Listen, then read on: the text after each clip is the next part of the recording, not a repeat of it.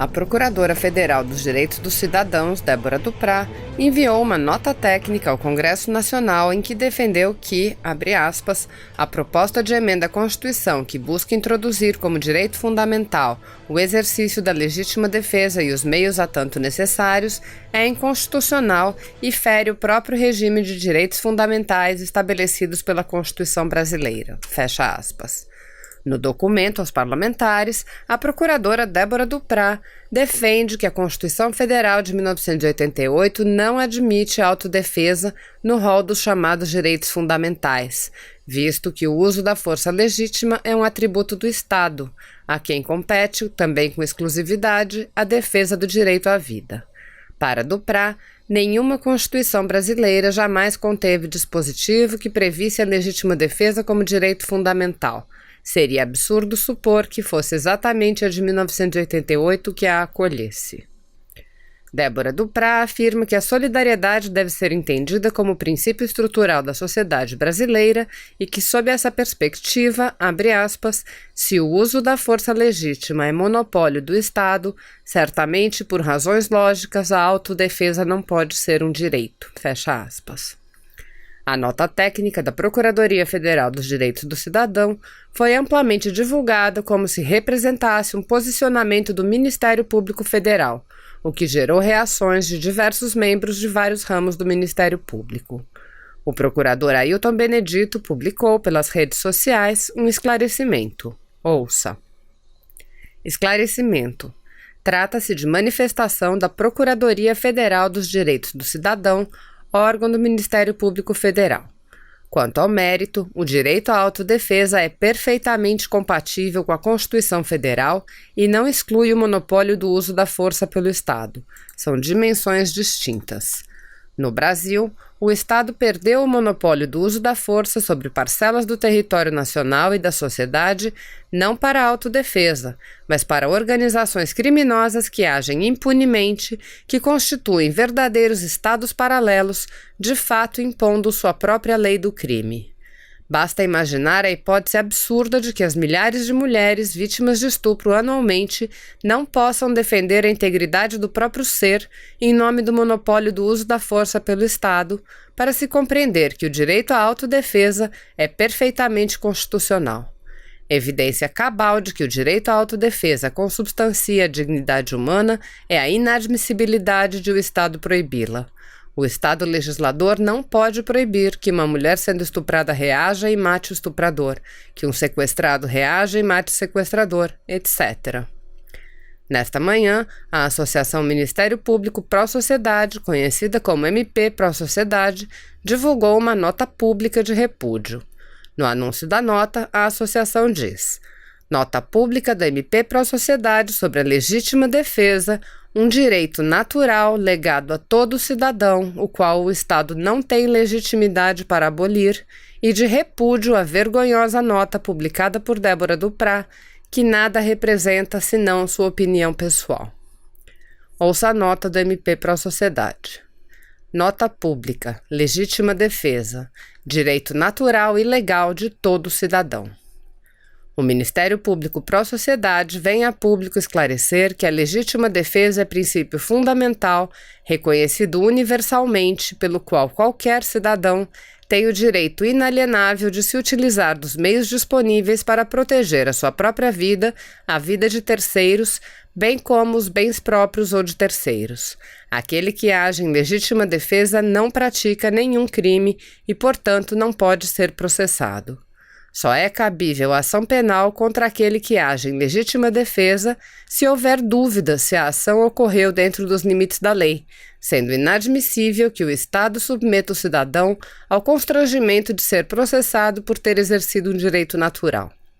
Embora alguns operadores do direito, imbuídos de uma ideologia de cultura de não-violência, venham forçando interpretações que negam vigência aos artigos 23, inciso 2 e 25, ambos do Código Penal, esta associação reitera que a legítima defesa não é apenas um direito, mas um instrumento essencial para o combate à criminalidade, ante a impossibilidade do Estado de garantir a todo momento e em todo lugar a segurança de todo cidadão. Deste modo, estará perfeitamente em legítima defesa uma criança ou adolescente que efetue disparo com arma de fogo contra um garimpeiro desconhecido que entrou em sua propriedade rural. Também não comete crime o policial que efetua disparos quando o criminoso representa risco atual ou iminente de morte ou de lesão grave à saúde, seja para o policial, seja para qualquer pessoa da sociedade, não apenas por agir em legítima defesa, mas também nas hipóteses de estrito cumprimento de dever legal. Nestes casos, os policiais estarão legitimamente defendendo sua integridade física e/ou a de terceiros, da população, vítima diária de homicídios, latrocínios, etc., no cumprimento do seu dever legal. Por sua vez, é grave erro de direito, além de imoral, como reiteradamente o fazem alguns órgãos de imprensa, fazer referência ao criminoso agressor como se fosse vítima. Vítima é quem foi injusta e ilicitamente agredido, ainda que tenha reagido com eficiência e sucesso e licitamente haja neutralizado o agressor. Por fim, nenhuma sociedade pode ter um mínimo de paz social se for negado ao seu cidadão o direito de se defender. Ubi non est justitia, ibi non potest esse ius. O procurador Wesley Miranda Alves destacou a importância de não se vincular às opiniões pessoais de uma procuradora à instituição do Ministério Público. Alves disse: promotor, procurador, etc., só falam em nome do Ministério Público nos autos. No exercício das funções do órgão, a atuação do membro com atribuição vincula a instituição. É o que se chama de princípio da indivisibilidade. Quando um procurador oferece denúncia, é o Ministério Público Federal, e não ele, que denuncia. O procurador acrescentou: acho que Débora Duprá deveria criar uma conta no Twitter e deixar de emitir notas públicas, digo, opinião pública. Assim, tanto quanto eu, ela poderia falar bobagem à vontade, sem utilizar o cargo para externar suas opiniões pessoais sobre qualquer assunto. A procuradora Monique Schecker também esclareceu: a legítima defesa não é direito autônomo exercido por si, mas somente após uma provocação. Não deve estar no artigo 5º da Constituição Federal, que contempla direitos por si fundamentais, sob pena de termos de colocar todas as excludentes do Código Penal na Constituição, também por ser reflexo do próprio direito à vida. Uma vez surgida a situação de legítima defesa, há o direito, sim, um direito, de repelir a agressão de forma imediata, proporcional ao meio usado, para defender a si próprio ou a terceiros.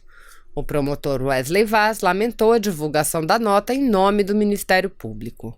Deplorável qualquer servidor público que se vale do cargo para fazer proselitismo ideológico. Débora Duprá presta desserviço ao país e principalmente ao Ministério Público brasileiro. O procurador Guilherme Shelby afirmou: a legítima defesa é uma prerrogativa tão natural quanto respirar.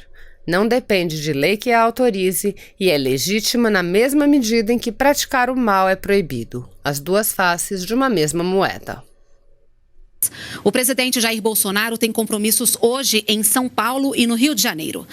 Daqui a pouco ele participa da solenidade de encerramento de um curso para a Polícia Militar de São Paulo.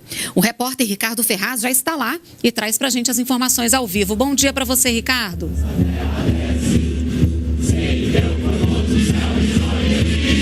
Bom dia, Renata. Bom dia a você que acompanha o Brasil em Dia. O presidente da República, Jair Bolsonaro, participa neste momento da solenidade de formatura dos sargentos da Polícia Militar do Estado de São Paulo. Neste momento acontece a execução do hino nacional. No total, 625 homens e 72 mulheres vão se formar para esta função que tem por objetivo apoiar e supervisionar os policiais nas mais diversas atividades da Força Pública. A solenidade acontece no Anhembi, no Sambódromo, localizado na zona norte da capital paulista. O presidente já passou as tropas em revistas e deve discursar em qualquer momento. De São Paulo, o presidente segue para a cidade do Rio de Janeiro, onde vai visitar o submarino Riachuelo e também participar da solenidade que marca a nova etapa da construção do submarino Humaitá.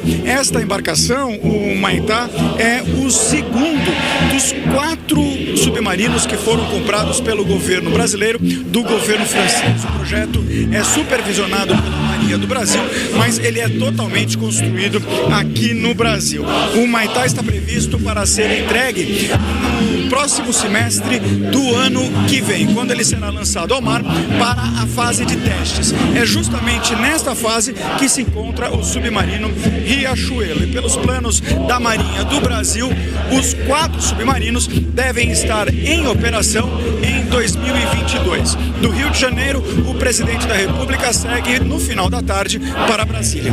Renata. Obrigada, Ricardo, pelas suas informações. E ontem o presidente Jair Bolsonaro participou em São Paulo da abertura do Fórum de Investimentos Brasil, um espaço para mostrar a investidores nacionais e estrangeiros as oportunidades brasileiras que podem gerar emprego e renda. Um encontro para oferecer ao mundo um cardápio comprometido com a liberdade econômica e a responsabilidade fiscal. O presidente Jair Bolsonaro abriu o Fórum de Investimentos 2019, afirmando que hoje o Brasil é um país confiável. Nós respeitamos contratos, a confiança, a responsabilidade, a retaguarda jurídica, a garantia está acima de tudo para nós. E dessa forma é que nós queremos cativá-los. O Fórum de Investimentos 2019 reuniu representantes de 64 países interessados em fazer negócios em setores estratégicos, como energia, infraestrutura, agronegócio e tecnologia. Para o governo brasileiro, o lucro é garantido para os dois lados. Temos tudo para ser aquela nação do sonho de todos nós. E nós queremos repartir isso com vocês, com os senhores que estão aqui acreditando no Brasil. No plano internacional, um dos principais desafios do governo é aproximar o Brasil dos países desenvolvidos e suas maiores atividades econômicas, as chamadas cadeias globais de valor. A tarefa é mudar internamente para conquistar mercado lá fora. Nós queremos a parceria, que o mundo venha para, em parceria com o Brasil, construir uma economia sólida, onde os brasileiros tenham emprego, dignidade, presente e futuro. O ministro da Economia destacou o programa de privatizações brasileiro, as reformas e o enxugamento nos gastos públicos, como caminho para um crescimento sustentado do país. O crescimento que está começando agora é um crescimento sustentável, saudável, não é uma bolha estimulada, não é um voo da galinha estimulado artificialmente por governos. É a primeira vez que a inflação desce com o crescimento econômico reacelerando nos últimos 30 anos. Temos as inflações mais baixas desse período. Estamos indo em direção a um Banco Central independente, já trabalha assim há algum tempo, é uma instituição também que se aperfeiçoou ao longo dos últimos anos. E um dos painéis do Fórum de Investimentos é dedicado ao setor energético e às oportunidades de exploração da produção de energia no Brasil. A reportagem é de Dimas Soldi. Investidores de 64 países estão atentos ao setor energético brasileiro, que, de acordo com a secretária executiva do Ministério de Minas e Energia, deve passar por intensa transformação. Nós estamos trabalhando também muito na modernização do setor, de modo que a gente possa oferecer para os investidores um cenário para investimento bastante, vamos dizer assim, com uma regulação robusta e uma regulação que leve em conta essa transição energética. Hoje, a maior parte da energia elétrica produzida no Brasil vem das hidroelétricas. Um dos objetivos é diversificar a matriz energética brasileira. Até 2027, serão investidos 400 bilhões de reais no setor. A ideia é aumentar a oferta em 25%. A produção de energia elétrica, obtida por painéis fotovoltaicos, por exemplo, deve aumentar com os novos leilões do governo federal. Essa tecnologia, se desenvolvendo ao longo dos próximos anos, vai atrair dezenas de bilhões de reais para o Brasil em novas oportunidades de investimento, tanto por esse segmento de usinas de grande porte, contratadas através de leilões e do Mercado Livre, quanto pela geração distribuída solar fotovoltaica contratada pelos próprios consumidores nas suas casas, nas suas empresas e nas suas propriedades rurais. E a potência do agronegócio brasileiro também esteve no centro das atenções do Fórum de Investimentos. A ministra da Agricultura destacou as ações do governo para tornar a produção mais atrativa para o mercado externo. Os próprios produtores rurais estão cientes de que a sustentabilidade da sua produção afeta a aceitação dos seus produtos nos mercados externos. A promoção da agricultura empreendedora, da agricultura inovadora, da agricultura inclusiva e também a promoção do meio ambiente. E estados e municípios vão ter acesso a novas linhas de crédito para investir em projetos de segurança pública. O acordo foi firmado pelo Ministério da Justiça, o Banco Interamericano de Desenvolvimento e o BNDES durante o Fórum de Investimentos Brasil. O Ministério da Justiça quer motivar a apresentação de projetos que sejam mais ambiciosos no âmbito da segurança pública, que tenham um objeto mais abrangente, unificação das comunicações entre as polícias através da utilização de rádios digitais, questões relacionadas a investimento em iluminação pública em áreas urbanas de elevada criminalidade. Ou seja, é necessário ter bons projetos na área de segurança pública. E hoje, no Fórum de Investimentos, o ministro da Justiça e Segurança Pública vai falar sobre a segurança jurídica e a agenda anticorrupção. O vice-presidente Hamilton Mourão vai representar o governo brasileiro na cerimônia de canonização de Irmã Dulce, como a primeira santa brasileira que será presidida pelo Papa Francisco. É para Roma que nós vamos agora conversar ao vivo com o repórter Pablo Mundim. Pablo, bom dia para você. Volta, Du. Bom dia, Renata. Bom dia a todos. Nós estamos na Praça Navona, um dos principais pontos turísticos de Roma e onde está localizada a Embaixada do Brasil. E é justamente nesse prédio brasileiro, aqui na Itália, que logo mais às 4 horas da tarde, horário local, portanto 11 horas no Brasil, o vice-presidente Hamilton Mourão vai falar com a imprensa sobre a agenda oficial aqui na Itália. Mourão chegou hoje pela manhã na capital italiana por volta das 10 horas e participa desta coletiva ao lado do embaixador brasileiro em Roma, Hélio Vitor Ramos Filho. Aqui na Itália, Mourão segue uma extensa agenda oficial até a próxima semana. Entre os compromissos, o vice-presidente será um dos convidados para acompanhar de perto a missa de canonização da Irmã Dulce, celebrada pelo Papa Francisco no próximo domingo, no Vaticano. Irmã Dulce será a primeira brasileira a ser santificada pela Igreja Católica. São esperadas mais de 40 mil pessoas no evento que acontece na Praça de São Pedro, no Vaticano. E a partir de domingo, a Irmã Dulce será conhecida como Santa Dulce, a Santa dos Pobres. E Renata, nós vamos acompanhar esse evento histórico. Eu volto com você. Obrigada, Pablo, pelas informações ao vivo, direto da Itália, aqui para o Brasil em Dia. E as provas do Enem 2019 já estão impressas. A avaliação está marcada para os dias 3 e 10 de novembro.